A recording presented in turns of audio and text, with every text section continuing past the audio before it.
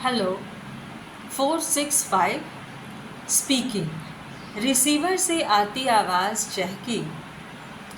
चीज़ पराठे के साथ रशियन सैलड चलेगा? ओके। ओके मतलब इट्स ऑल राइट। चहक सर्द पड़ती लगी। कमाल है, मैंने तो समझा था तुम चीज़ का नाम सुनते ही उछल पड़ोगे। चीज़, क्राफ्ट चीज़ इम्पोर्टेड, मज़ा आ जाएगा। और तुम okay all right. Sorry I am busy, फिर रिंग कर लूँगा। कट। सामने रोशन खड़ा था, उत्तर की प्रतीक्षा में। कितना कठिन होता है बादलों की नमी में धूप का तीखापन भरना, लेकिन आदत से सब कुछ हो जाता है। और आदत भी कोई एक दिन में नहीं पड़ जाती, अब पड़ गई है तो बस एक सख्त सपाट मुखौटा और आवाज़ की सर्द बेजारी पर रुआब की भरपूर तह बना लो।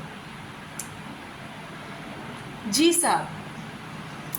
उसके बाद एक खड़ी उपेक्षित नज़र फ़ोन पर टिकी थी और बादलों की नमी काटकर रेडियो का नॉब घुमाने लगी। हेलो मिसेस शुक्ला बोल रही हूँ। Good morning madam. साहब आज लंच पर नहीं आ सकेंगे। क्यों? टाउन गए हैं कुछ ज़रूरी डीलिंग के लिए। आपको रिंग करते पर टाइम नहीं था। ओके। कट। नज़र उठाते ही समूचा मस्तिष्क बौखला उठा। रोशन फिर उसी तरह हाथ बांधे खड़ा था। रिसीवर से आती आवाज़ बखूबी सुन ली है उसने। आज का नया नहीं है, पर मेम साहब उसी बात को दोहराकर मुहर लगा देगी, तब तभी टलेगा। रेडियो से आते बागेश्वरी के आलाप पर खींच उठे, फिर तुर्शी से बोली, साहब बाहर खाएंगे? मेरा खाना लगाओ। जी साहब।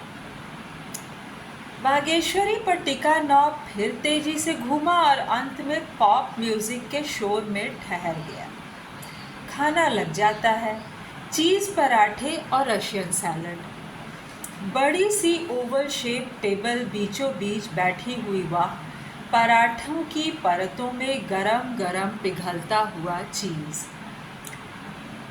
कैंडल्स, ब्रासवेयर्स और शोख रंगों की एब्स्ट्रैक्ट पेंटिंग से सजा ड्राइंग रूम। पहले उसकी बगल में सुब्रत की ऊंची सीट रहती थी। गले में एप्रन बांधे गोल मटोल गदबदा सुब्रत जिप्सी की गीली नाक को गाल से सटा सटा कर उससे लिपटता। लॉन में चुनमुन खरगोश के पीछे भागता, सफ़ेद स्लेटी कबूतरों को उछालता पकड़ता। तेज़ी से दौड़ते चित्र स्टिल हो जाते हैं। वेलहम स्कूल से आया टेलीग्राम पढ़ती मम्मी और कौतुक भरी आंखों से निहारता Subrata. We are just lucky Rashi, नहीं तो और लोगों को 2-2 साल लग जाते हैं वेटिंग लिस्ट में। लेकिन इतनी जल्दी भेजना पड़ेगा? सुधीर, मैंने तो सोचा था अभी 1-2 साल। अभी मना कर दो सुधीर, बहुत छोटा है। डोंट बी फूलिश राशि, बच्चे के करियर का सवाल है। मैं अभी से सतर्क हूँ कि मेरा बेटा मुझ पर नाज कर सके, मैं उस पर मैं तो उसके बचपन को बाहों भर भर कर समेटना चाहती हूँ। मैं तो उसके बचपन को बाहें भर भर कर समेटना चाहती हूँ सुधीर। कुत्ते, बिल्लियाँ, खरगोशों, कबूतरों, फूलों, तितलियों के पीछे भागता खिलकता बचपन। प्लीज़ अभी उसे करियर की बंदिशों में मत बांधो। रब्बीश राशि, वर्तमान हमेशा कल को पाने का साधन है बस। कल सुब्रत का अपना एक करियर यह भी होगा कि वह शुरू से आखिर तक वेलहम और मेयो जैसे बड़े खर्चीले एरिस्टोक्रेट क्लास के स्कूलों में पढ़ा है। 2-3 सालों बाद ही उसे मेयो स्कूल में डालूंगा। और सुब्रत चला गया अपनी छठी सालगिरह मनाने से ठीक 15 दिन पहले। टॉफ़ियों, बिस्किटों, कई जोड़े जूतों, शॉर्ट्स, टाई, ब्लेज़र से लदा फदा जिप्सी चुनमुन सफ़ेद स्लेटी कबूतरों से हाथ हिला हिलाकर बाय करते करते धीरे धीरे कबूतर खरगोश भी हटा दिए गए। रह गई बूढ़ी जिप्सी और राशि। एब्स्ट्रैक्ट पेंटिंग के गाढ़े शोख हरे गुलाबी बैगनी रंग लहर मारते हुए एकाकार होने लगे और धीरे धीरे रंगों की कड़वाहट असह्य होने लगी। बस करो, गले में अटके पराठे को पानी से निगलते हुए बोली। खिड़कियों के झूलते पर्दे खींच दिए, बिना कोई पुस्तक उठाए ही चुपचाप बेड पर पड़ी देखती रही सामने मैंटल पीस पर सुनहरे फ्रेम में जड़ी सुधीर की फोटो को। कितनी मोहक निश्चल आनंदमयी मुस्कान के साथ सुधीर मुस्कुरा रहा था। सुधीर की एकदम बांध लेने वाली यह मुस्कान, जिसमें बंधकर उसने इतना बड़ा निर्णय ले डाला था बेहिचक। वही क्यों, इतनी सूझबूझ और पैनी दृष्टि वाले पापा भी उसे देखकर गद्द हो उठे थे। राशि ने कीचड़ से कमल ढूंढ निकाला है, मम्मी से उनका पहला वाक्य था। देख लेना, अपनी लगन और प्रतिभा से यह सामान्य घर का लड़का छोटी उम्र में ही बड़ी ऊंचाइयों पर पहुंच जाएगा। सहर्ष अनुमति देते समय उनका गला खुशी से भर आया था। थैंक यू पापा कहकर दोनों हाथों में कृतज्ञता से पापा का हाथ दबाते हुए सुधीर की आंखों में जो उमंग भरी मुस्कुराहट छलकी थी, वह झुकी आंखों को बलात् उठाकर देखती राशि की संपूर्ण शिराओं में भर गई थी। सुधीर की वह मुस्कान आज कितने अर्थों, कितने संदर्भों से बोझिल हो गई थी। आज सुधीर जब राशि की ओर देखकर मुस्कुराता है तो उसका अर्थ होता है चंदनी अगरबत्तियों से महकता बेडरूम, चंदनी अगरबत्तियों से महकता बेडरूम और पारदर्शक नाइटी में भीने सेंट से गमकती राशि। सामने बैठी हुई राशि नहीं, छुट्टियों में घर आए सुब्रत की ओर देखकर मुस्कुराता है तो उसका अर्थ होता है लुक एट योर फादर।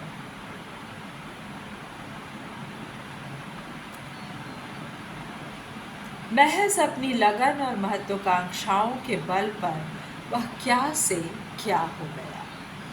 उनकी तुलना में तुम्हें तो कहीं आगे बढ़ना है। स्टेनो डेरोडी एक दिलफेक मुस्कुराहट और उसका हाथ धीमे से दबा देता है। ब्रेवो गर्ल, उसकी मुस्कान कहती है, यह मादक स्पर्श अगर रोज़ चाहिए तो काम परफेक्ट। नायक की ओर देखकर मुस्कुराता सुधीर, बॉय तुम मेरी मुट्ठी में हो, तुम्हारा करियर, प्रमोशन, सब कुछ। इसी तरह सोच समझकर ओबे करते चलो। प्रतिद्वंद्वी बत्रा की ओर देखकर भी मुस्कुराने से नहीं चूकता। Okay partner, let's see who wins the race. साथी, देखना है कौन जीतता है इस दौड़ में। और फिर दोनों की आंखों में आई विल सी की बत्तियां बारी बारी से जलती बुझती रहती हैं। अंत में चेयरमैन मिस्टर मेहता के सामने अब सारे ऊपरी अर्थों का निचोड़ फेंककर एकदम ताज़ा धुली चटक रंगों वाली मुस्कुराहट जो सुधीर के हर छोटे बड़े काम को एक उपलब्धि के रूप में पेश कर सके, जो बत्रा के एग्रीमेंट्स और फाइलों में बड़े शालीन ढंग से गलतियां निकाल सके और अंत में यह जोड़ दे कि we are very good friends sir, लेकिन मैं ऑफिशियल वर्क को दोस्ती से ज़्यादा महत्व देता हूँ। अगर आप मान लें तो मैं बत्रा को खुद इस पॉइंट पर एग्री कर लूँगा और वह बत्रा से जाकर कहेगा you were wrong my dear. Boss मेरे पॉइंट्स पर अग्री करते हैं। हर बार चेयरमैन मिस्टर मेहता के पास से हटते समय तक वह चटकीली सम्मोहन भरी मुस्कान उन्हें अविश्वास दिला चुकी होती है कि उनका सबसे बड़ा हितैषी, विश्वास पात्र और लगन का पक्का सुधीर शुक्ला ही है। घर पहुंचकर अलमारी में कतार से सजी पुस्तकों में से एक निकाल लेता है, हाउ टू स्माइल, और आज से आश्वस्त हुआ सुधीर शुक्ला कल मुस्कुराई जाने वाली मुस्कुराहट के प्रति सजग हो उठता है। कॉफ़ी का मग लिए जाती राशि ठिठक जाती है। एक टीस मारता सा वाक्य फिसलने को होता है, हद है, आज तुम अपने आप अपनी तरह से मुस्कुरा भी नहीं सकते। लेकिन सुधीर के दमकते करियर और उज्जवल भविष्य के सामने यह वाक्य एकदम निरर्थक, अस्तित्वहीन है। राशि कतार में सजी दूसरी पुस्तकों के नाम पढ़ती जाती है, जिसमें हंसने, बोलने, उठने बैठने से लेकर बॉस, असिस्टेंट और बीवी, बच्चों तक के से पेश आने, हैंडल करने और प्यार करने के तरीके लिखे होते हैं। आंखें फिर सुनहरे फ्रेम में बढ़ी तस्वीर कुरेदने लगती हैं, नन्हे मासूम पिल्ले की तरह, जो ज़मीन खोद खोद कर एक सुखद, शीतल, राहत भरी जगह तलाशता रहता है। लेटे लेटे ही लगा वह बेहद थक गई है। सुधीर की ही नहीं, आने जाने वालों कितनों की ही मुस्कुराहटों के अर्थ भरे लंबे बार, झाड़ झंखाड़ और जंगल, जिसमें कभी कभी खालिस जंगली आवाज़ में चीख पड़ने को दिल चाहता है। ये एक इतना मारक वाक्य है कि मैं क्या कहूँ। आपने अगर कभी किसी को चिल्लाते सुना होगा तो आप समझ सकते हैं उसका दर्द, और ये कैसे करवाया जाता है। हैकिंग, स्टॉकिंग, क्या नहीं है आज की दुनिया में। स्त्रियां अनेक स्थितियों में चिल्लाती हैं, और ये देखिए कितनी संभ्रांत स्त्री किस किस्म की कैद में है, जहाँ कोई भावना उसके लिए शेष नहीं बची। मैं व्याख्या नहीं कर रही कहानी की, लेकिन बहुत सुंदर, बहुत सशक्त कहानी सूर्यबाला जी की रेस पढ़ रही हूँ आपके साथ, आपके लिए।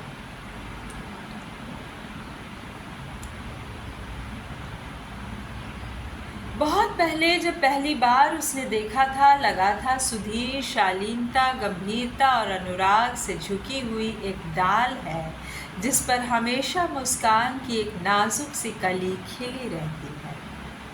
कहाँ, कैसे, कब वर्षों का बीहड़ पार करते वह कली टूटकर धूल में मसली गई। बाहर उजाला बढ़ता गया और अंदर परत दर परत अंधेरे की तहें बिछती गई।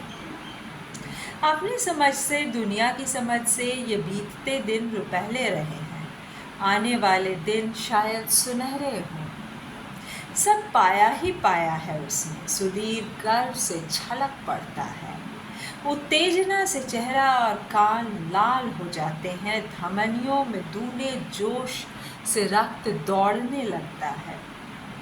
पर कितना कुछ गंवाया है या सुधीर ने शायद जानने की भी कोशिश नहीं की, या शायद जानबूझकर नकारा हो। उस लॉस का हिसाब तो राशि के पास है, और अक्सर इस रिक्तता की सोचते सोचते उसकी धमनियों का रक्त जमने लगता है और वह बर्फ सी सर्द पड़ जाती है। उसके होंठ कांप कर बुदबुदाते हैं, लॉस, कंप्लीट लॉस। हेलो राशि, यस, डिनर पर बहल को ला रहा हूँ। खाना A1 होना चाहिए, तुम्हारे सुपरविजन में बना, अंडरस्टैंड। राघव को भेजती हूँ, ज़रूरत की चीज़ें मंगवा लेना।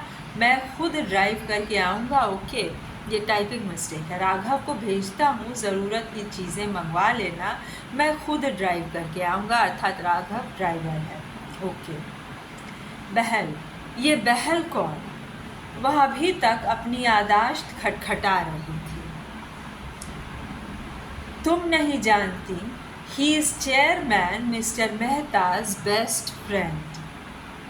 यहाँ 2-4 दिन को ही आए हैं।